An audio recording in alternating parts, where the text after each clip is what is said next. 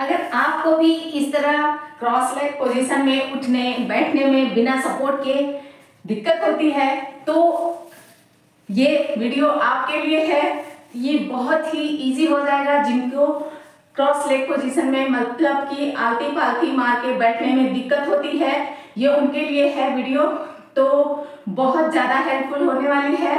जो नहीं बैठ पाते हैं, आजकल ये आम बात हो गई है, जिनके भी घुटने में दर्द होता है, मांसपेशियां कमजोर होती हैं और उस वजह से बैठ नहीं पाते हैं आलती फालती मार के या क्रॉस लेग पोजीशन पे। तो बहुत ही आसान है। सिर्फ और सिर्फ 3 दिन अगर आप ये सारे अभ्यास कर लेते हैं तो इजिली आप क्रॉस लेग पोजीशन पे बैठ सकते हैं। तो चलिए दोस्तों, शुरू करते हैं आज का सेशन। तो क्रॉस लेग पोजीशन पे हम क्यों नहीं बैठ पाते हैं? क्योंकि हमारी जो मांसपेशियां हैं, जो हमारे घुटने हैं, कमजोर हो जाते हैं। घुटने के अराउंड जो मांसपेशियां हैं वो कमजोर हो जाती हैं। हमारे पैर भी कमजोर हो जाते हैं, जिसकी वजह से क्रॉस लेग पोजीशन पे नहीं बैठ पाते हैं। या जिनका वेट बहुत अधिक है या जो एक्सरसाइज नहीं करते हैं, उसकी वजह से हमें ये प्रॉब्लम्स आती हैं। तो इसके लिए आप ये अभ्यास जरूर करें। ये वीडियो ज्यादा से ज्यादा लोगों तक शेयर करें, जिससे जिनको ये प्रॉब्लम है उससे उनको छुटकारा मिल सके और उनको क्रॉस लेग पोजीशन पे बैठना इजी लगे, आराम लगे। तो सबसे पहले तो मैं बता देती हूँ आपको कि इन सारी परेशानियों की जड़ हमारा वेस्टर्न टॉयलेट है। तो जी हाँ दोस्तों, वेस्टर्न टॉयलेट की वजह से हमारे घुटने में बहुत ज़्यादा प्रॉब्लम हो जाती है और जिसकी वजह से हम मालासन में नहीं बैठ पाते हैं। तो पहले के लोग बिल्कुल खेतों में जाते थे या इंडियन टॉयलेट का इस्तेमाल करते थे, तो उनके घुटने भी मजबूत रहते थे, उनकी मांसपेशियां पैरों की मजबूत होती थी। इस वजह से वो कभी भी घुटने की प्रॉब्लम नहीं हुई। आजकल तो छोटे बच्चों को भी, मतलब कम एज के लोगों को भी नी प्रॉब्लम हो रही है, या तो वेट बढ़ने की वजह से या खान पान की वजह से। रीजन बहुत सारे ऐसे हैं जिसकी वजह से वो इस तरह नीचे जमीन पे बिल्कुल बैठ नहीं पाते हैं। तो आइए शुरू करते हैं अपना अभ्यास। तो हमें करना क्या है? सबसे पहले हम इस तरीके से बैठ जाएंगे, अपने नी पे खड़े होंगे। इस तरीके से हो, आपको दिख रहा होगा, मैं और इधर हो जाती हूँ। इस तरीके से बैठ जाएंगे और अपने लेफ्ट लेग को आगे करेंगे। इस तरह से आगे करेंगे और कमर पे हाथ रखेंगे और इस तरह से हम पुश करेंगे अपने हिप को आगे की तरफ, नी की तरफ। इस तरह इनहेल करते ऊपर आएंगे, एक्सहेल करते नीचे।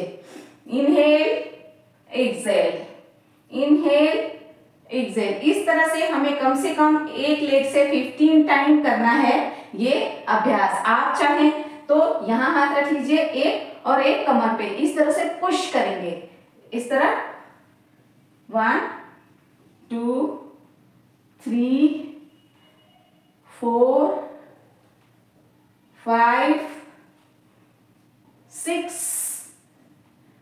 7 8 9 10। मैं 10 का करके बता रही हूँ, आप कम से कम एक सेट 15 का जरूर करें। अब बात आती है कि घुटने नीचे रखने में दर्द होता है, जिनको वो नहीं कर पाते हैं, तो उसके लिए मैं एक ऑप्शन बताती हूँ आपको। आप कोई कुशन ले लीजिए या पिलो ले लीजिए। मैंने लेफ्ट लेग से कर लिया है, अब राइट लेग से करेंगे। तो इसको रखेंगे अपने घुटने के नीचे इस तरह से और राइट लेग रखेंगे आगे इस तरह से इधर भी करेंगे। 1 2 3 4 5 6 7 8 9 10।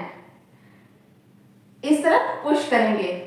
हो सके तो ऐसे होल्ड भी कर सकते हैं आप। अगर होल्ड हो पाए तो 5 to 10 सेकेंड होल्ड करिए दोनों पैरों से। तो आइए आप दूसरे अभ्यास की तरफ चलते हैं।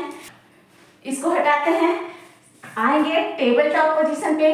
इस तरह टेबल टॉप पोजीशन पे आके हम करेंगे साइड, इस तरह से साइड रेज करेंगे अपने पैरों को।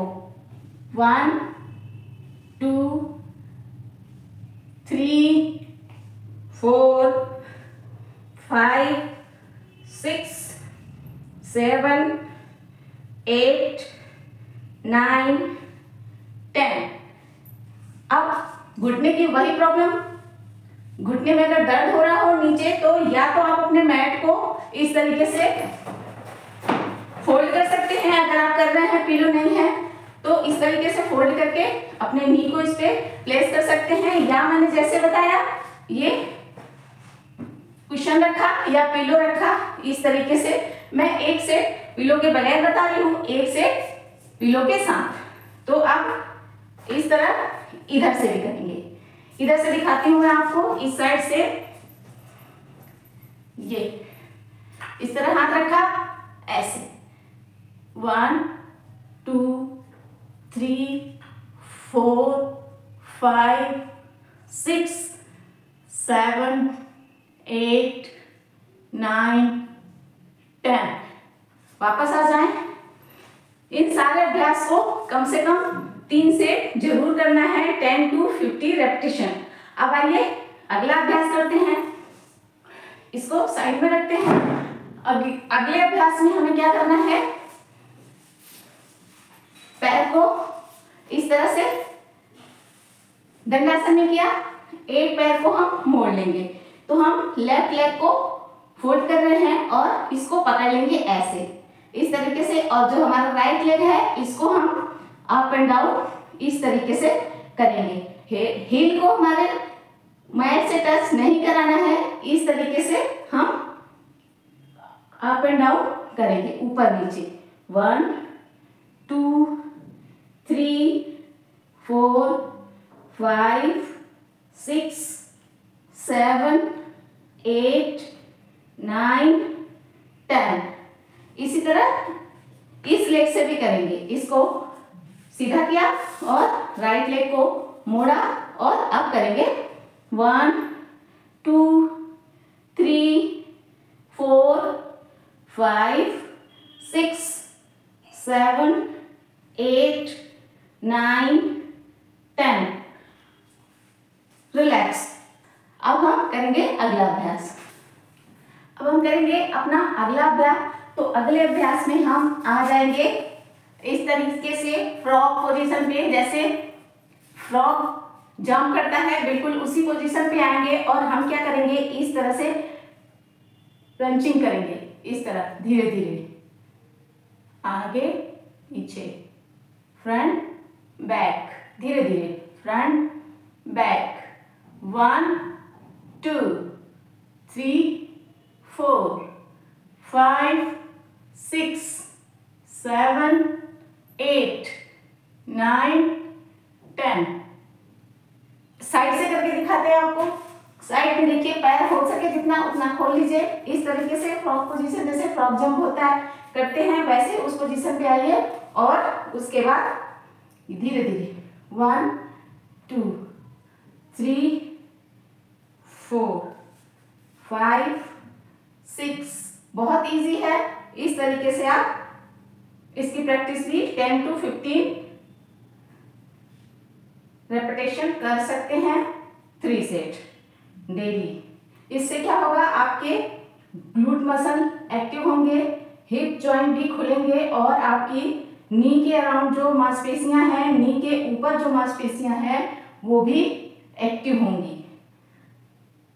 इस तरीके से वापस आ जाएंगे।